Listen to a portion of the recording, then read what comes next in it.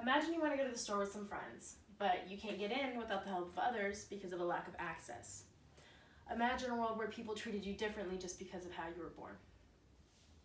Imagine people using a word once used to describe you and your condition as a negative diss against people they thought ill of. These are the realities that people with disabilities face almost every day.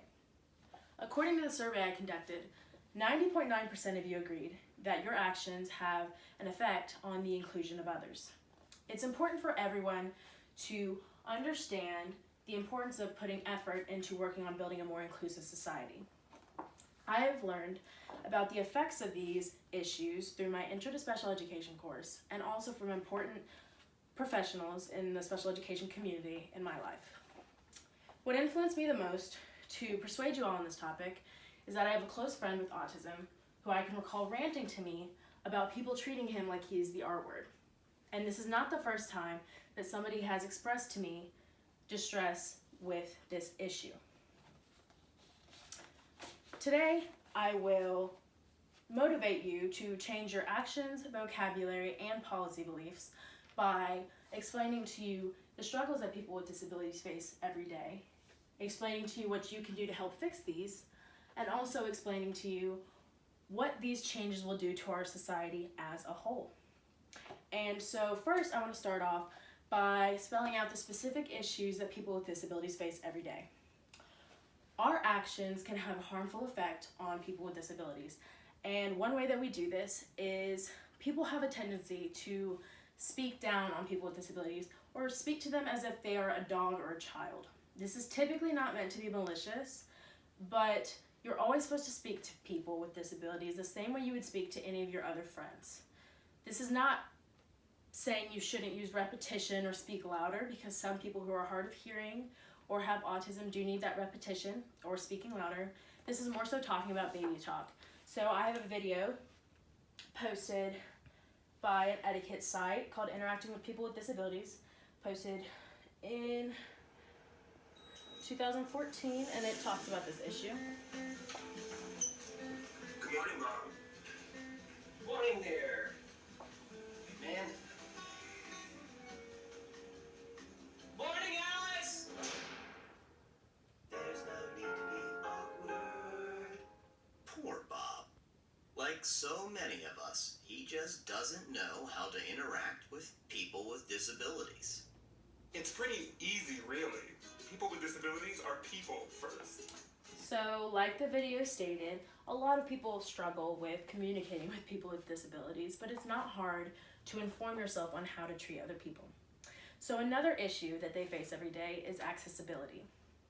According to a journal written by the American Dental Association in 1992, titled Americans with Disabilities Act Questions and Answers, it defined ADA. ADA is the Americans with Disabilities Act, which is a federal law prohibiting discrimination in employment opportunities and public services for people with disabilities.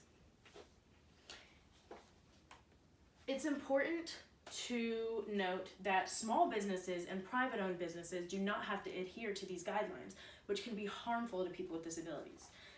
Tiger Sports Shop downtown is a perfect example of this. When you first enter the store, there's a set of stairs blocking you from getting in if you have a physical disability. I talked to the woman who worked there, and she said when the problem comes, they often carry them up the stairs to get them into the store, which making a big scene like this can often embarrass the person with the disability. The third thing that is a struggle that people with disabilities face is our word choice. Words hurt. Words hold weight, and they also have the power to create a stigma around people with disabilities. One mistake that people make is calling people with disabilities handicapped. Handicapped is not an adjective to call a person. A handicap describes something that prohibits people's success. So an example of a handicap is the stairs in Tiger Sports Shop. A handicap magazine called Don't Call Me Handicapped from BBC News, written in 2014, said, "It evokes thoughts of being held back, not in the race, not as good, weighed down by something so awful, we ought not to speak of it." Another word that I have completely eliminated from my vocabulary, and I encourage my friends and family to as well, is the R word. The The R word used to be used as medical terminology, but has developed into something derogatory. You should never use a word once used to describe a group of people as something to degrade another person who does not have a disability, because that implies that there's something wrong with the people who have the disability, and there's something negative about the people who have the disability, which is not the case. So, now that I have discussed with you the struggles that people with disabilities face, I want to discuss with you how you can make a personal change. One of the most important things you can do is ask questions. Do research, inform yourself, because every person's different. And so a lot of parents and a lot of special education professionals like to use person-first language. Person-first language is where you refer to the person before the disability. So it would be person with autism, child with autism. And I always use this before I am told to use something else by a person, because some people prefer that you use identity first, which would be autistic person. One example of a group of people who typically use identity first is the deaf community. A lot of people in the deaf community are proud to be deaf, so they prefer that you refer to them as deaf person. Every person is different, so I encourage you to find out what the person prefers, whether it's listening to how they refer to themselves or just changing how you speak when they correct you. Another thing you can do is advocate for them and get involved in the community. Like Catherine said in her speech, there is the Clemson Life program at Clemson that you can get involved with and make new friends, or you can get involved with the Special Olympics. Also, something you can always do is spread awareness. You've learned today about a few new things, and you can tell your friends about these things and help advocate for the people who cannot advocate for themselves. Now that I have spoken to you about what you can do to fix this issue, I'm going to tell you about the effects this can have on our society as a whole. So, one issue that we face is, and I read about it in a blog titled Disability Statistics in the United States, written in 2018 by the Bureau of Internet Accessibility, and it said that employment rates for those with disabilities are less than half of those of people without disabilities.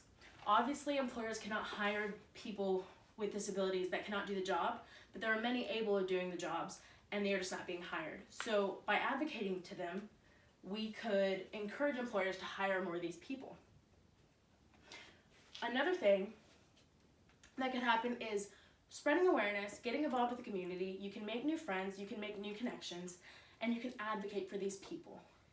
And so, to conclude my point, I discussed what these people face, the issues that people with disabilities face, what you can do to help fix these issues, and the effect that they will have on our society as a whole.